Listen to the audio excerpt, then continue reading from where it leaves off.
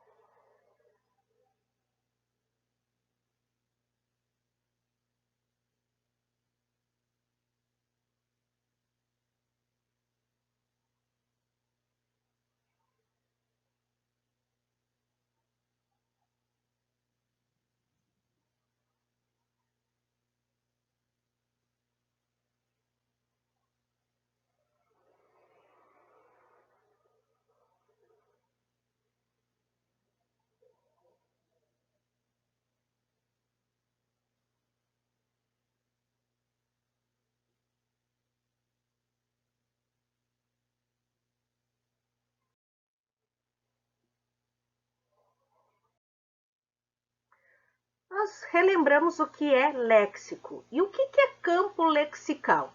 Aqui está nos dizendo que é composto de palavras associadas a um conceito. Eu tenho a palavra inverno aqui. Que palavras que eu posso colocar que vai associar a palavra inverno? Quais outras palavras que eu posso colocar para associar a inverno?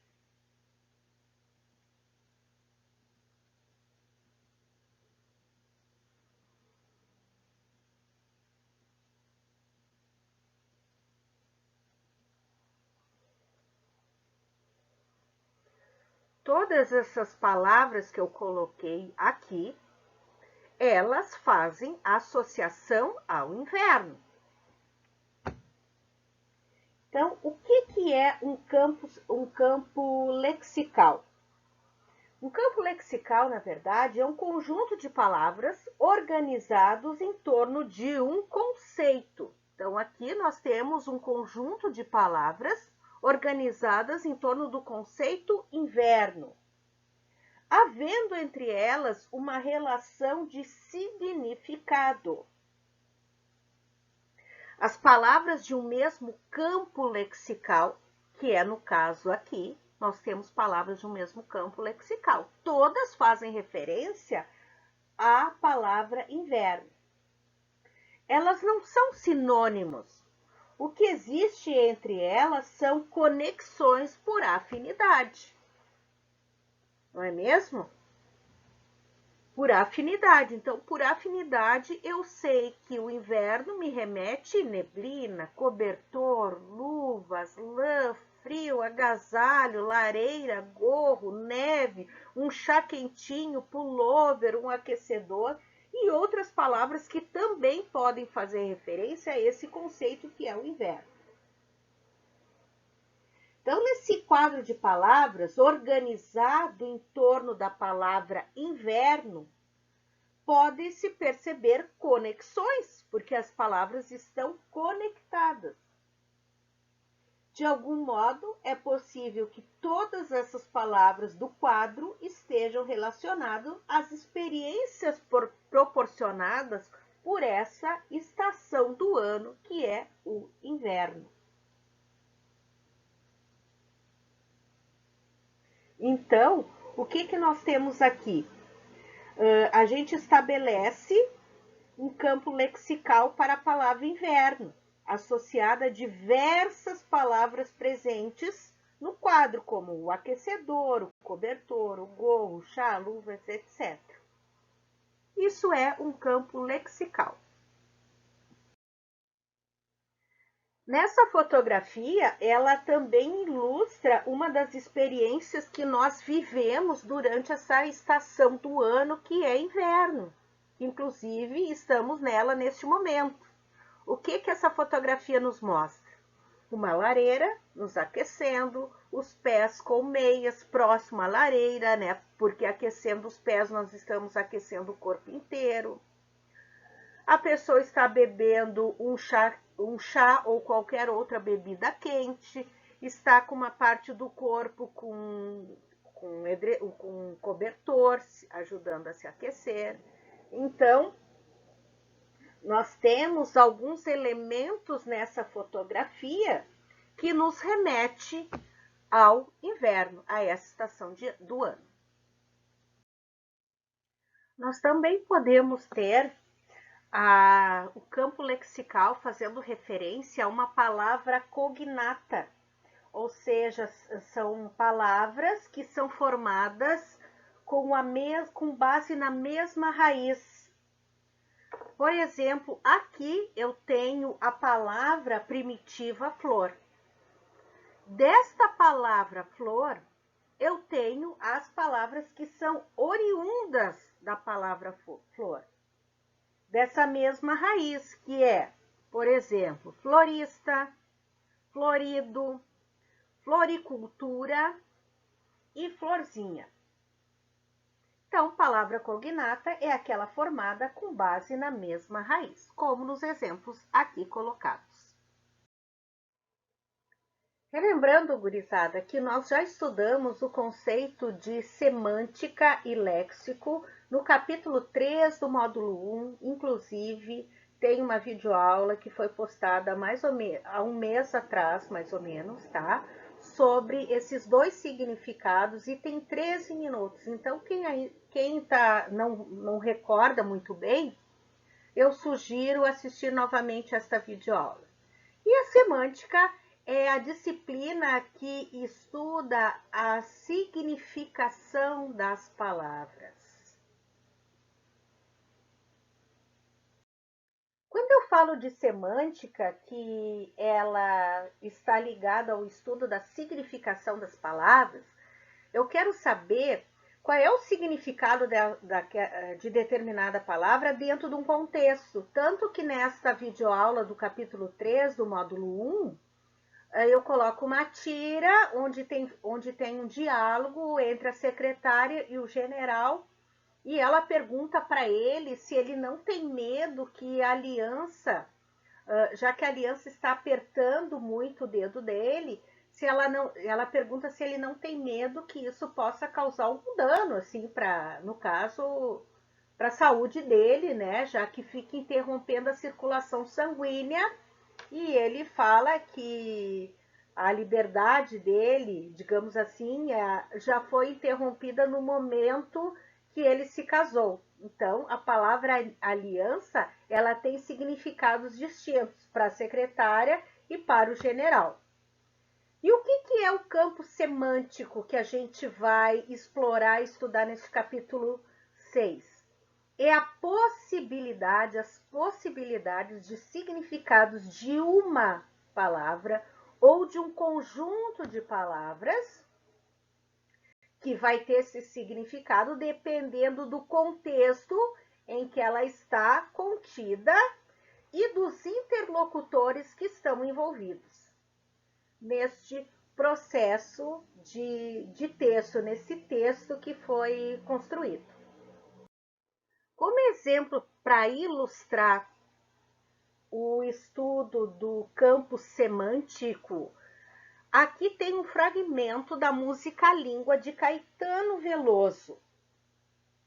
e que diz o seguinte: gosto de sentir a minha língua roçar, a língua de Luís de Camões. Gosto de ser e de estar, e quero me dedicar a criar confusões de prosódia e profusão de paródias, que encurtem dores e furtem cores como camaleões. Gosto do pessoa na pessoa, da rosa na rosa. Bom, aqui eu tenho, olha que interessante. Aqui eu tenho pessoa escrito em com letra inicial maiúscula. E aqui pessoa escrito em minúsculo. Isso me remete, esse pessoa escrito em minúsculo está me remetindo a um substantivo comum. Mas se pessoa aqui está escrito com letra inicial maiúscula, está me remetindo a um substantivo próprio. É um nome específico de alguém, um sobrenome específico de alguém. Aqui, a rosa está me remetindo a um substantivo comum. Agora, rosa com letra inicial maiúscula está me remetindo a um substantivo próprio. Muito bem. Vamos lá, então.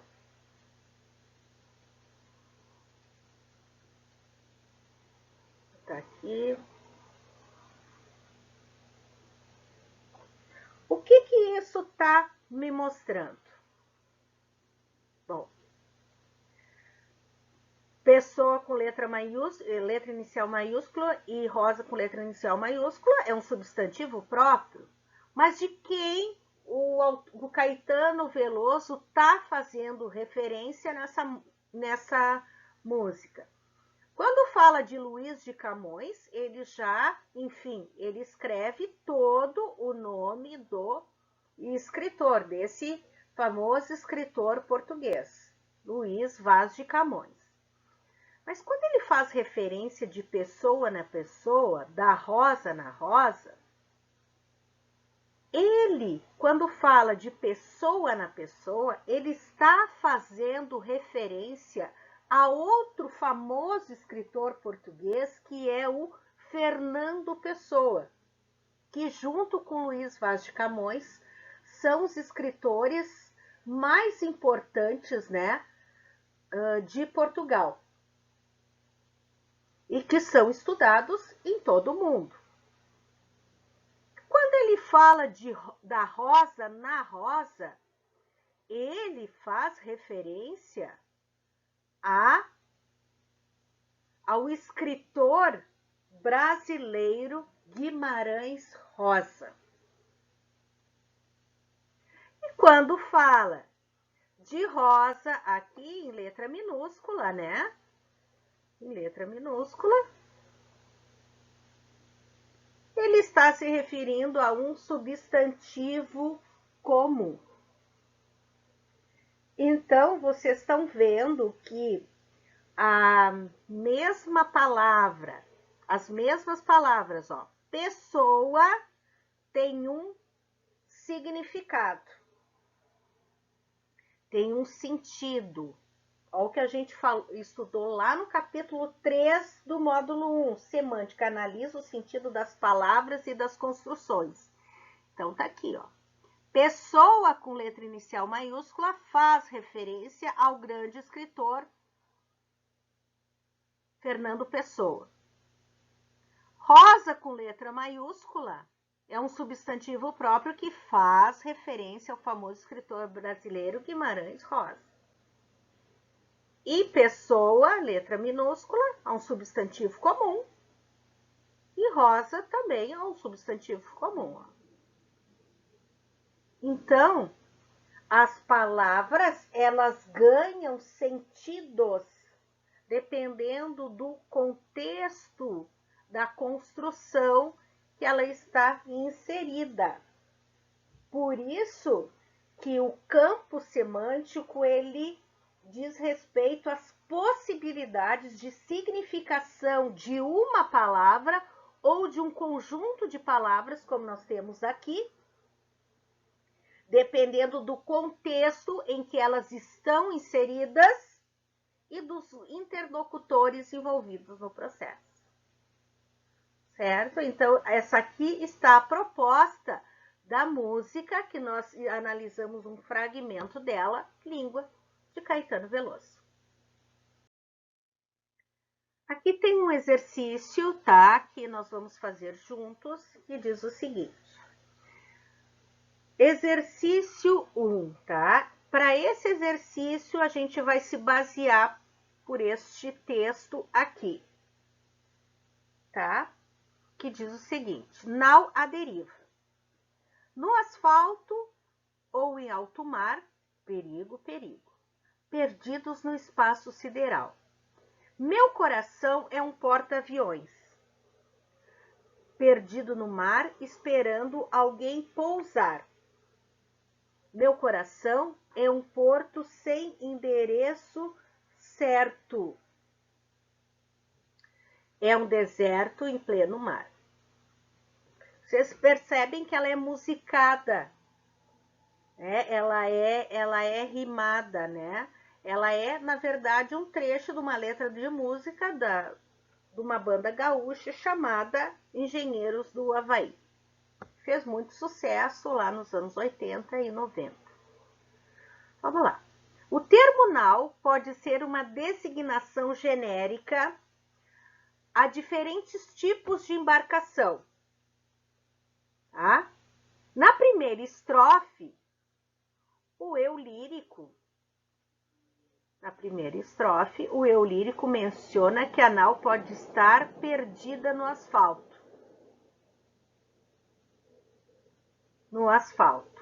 em alto mar ou no espaço sideral. Primeira pergunta desse exercício.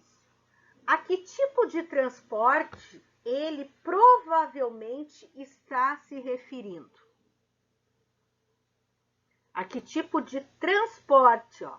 Tá sendo bem objetiva a minha pergunta. A que tipo de transporte ele está se referindo? Bom, aqui eu já tenho, inclusive, que no próprio enunciado, ele já diz, ó, o termo nau pode ser uma designação genérica a diferentes tipos de embarcação. E esse transporte que ele provavelmente está se referindo, gurizada, é o nau, que pode representar veículos terrestres, marítimos ou espaciais. Uma pergunta bem objetiva. Agora vamos para a letra B, que é uma pergunta que nos exige mais atenção e mais interpretação. Ao relacionar a primeira estrofe com a próxima, o termo nau ganha um novo sentido. Então, nós já vimos aqui a primeira estrofe, né? Aqui ela, número 1. Agora, nós vamos analisá-la com a próxima estrofe. Meu coração é um porta-aviões perdido no mar esperando alguém pousar. Meu coração é um porto sem endereço certo. É um deserto em pleno mar. Ao relacionar a primeira com a segunda, gente, o termo nau ganha um novo sentido. Qual é? Quando eu falo aqui, ó, nau à deriva, eu estou dizendo que ela pode estar no asfalto, em alto mar, no espaço sideral, tanto que a nau, ela pode representar veículos, tanto terrestres, né? Terrestres, marítimos ou espaciais, ó. Ó a referência na música. Terrestre, asfalto, marítimo, mar, ou espaciais no espaço sideral. Só que eu saio da definição mais assim objetiva para uma definição assim mais. Eu saio da definição objetiva para uma definição poética, onde o eu lírico, ó, meu coração perdido no mar, esperando alguém pousar, já está refletindo os sentimentos do eu lírico, do eu lírico que está expressando seus sentimentos por meio desta canção. Então, na segunda estrofe, a nau ela passa a ser uma representação dos sentimentos do eu lírico, da sua solidão, quando ele diz, ao mencionar que seu, ou seja, meu coração, tá, é um porto-aviões, perdido no mar esperando pousar. Ele está enfatizando a ideia de alguém que está sozinho. Ele está enfatizando que ele está sozinho. Ó. Meu coração é um porta-aviões perdido no mar, esperando alguém pousar.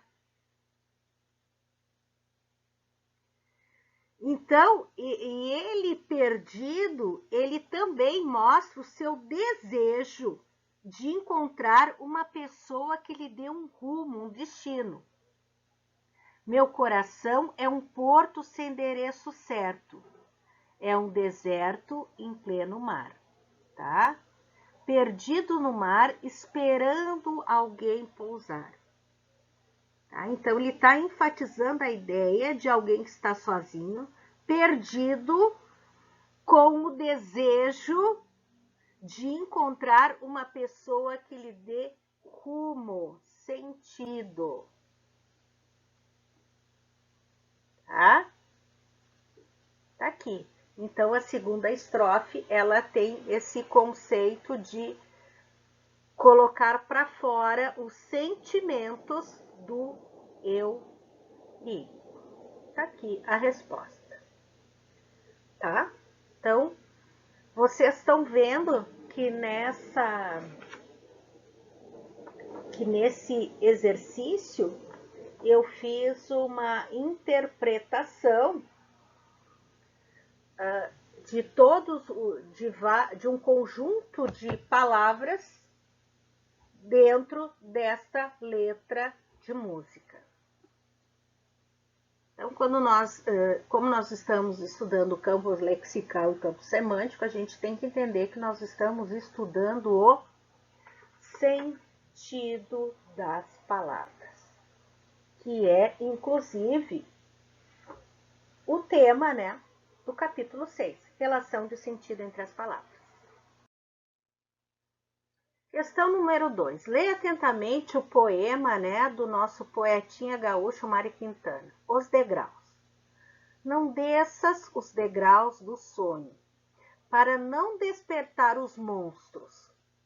Não suba aos sótãos, onde os deuses, por trás das suas máscaras, ocultam o próprio enigma, o próprio mistério. Não desças, não subas, fica. O mistério é na tua vida, e é um sonho louco este nosso mundo. Por utilizar vocábulos do mesmo campo semântico, sonho, mistério, deuses, enigma, monstros, o poeta, nas recomendações que ele faz ao interlocutor, né, nos conselhos que ele está dando ao interlocutor, ele constrói uma relação com o quê? Vocês acham que ele constrói uma relação com uma casa desabitada? Não está falando sobre uma casa desabitada. Há uma época medieval? Vocês acham que ele está fazendo referência a uma época lá da Idade Média, medieval? Vocês acham que ele está construindo uma relação com o mundo da fantasia, com o nosso mundo da fantasia? Quando ele conversa conosco e diz, não desças não desças os degraus do sono, para não despertar os monstros, não suba aos sótanos onde os deuses, por trás das suas máscaras, ocultam o próprio enigma. Não desças, não subas, fica. O mistério é na tua vida. O está aqui, ó, gente, não é um pronome demonstrativo, é um verbo, né? Está é na tua vida. E é um sonho louco este nosso mundo. Vocês acham que é a alternativa D, a dualidade do mundo, ou seja, dois mundos, dois significados? Letra E, uma moradia idílica, ou seja, uma moradia pura, idealizada. Qual dessas alternativas, que é pura interpretação, né, deste poema, é a mais correta? Nós já vimos que uma casa desabitada não está referindo a uma época medieval. Vocês acham que está se referindo a dois significados, a dois mundos? A uma moradia idílica, ou seja, idealizada? Nem pensar. Na verdade, todas as questões referentes a vestibular, a Enem, sempre vai nos deixar em dúvida em relação a duas questões. Mas se a gente for pensar bem, ele não está falando aqui em dois mundos, né? Ele está falando em si a um mundo da fantasia. Então, quem achou que foi a letra C, acertou. É a letra C a correta. As palavras do mesmo campo semântico dão a ideia de um mundo de fantasia apontada no poema. Esta é a resposta correta.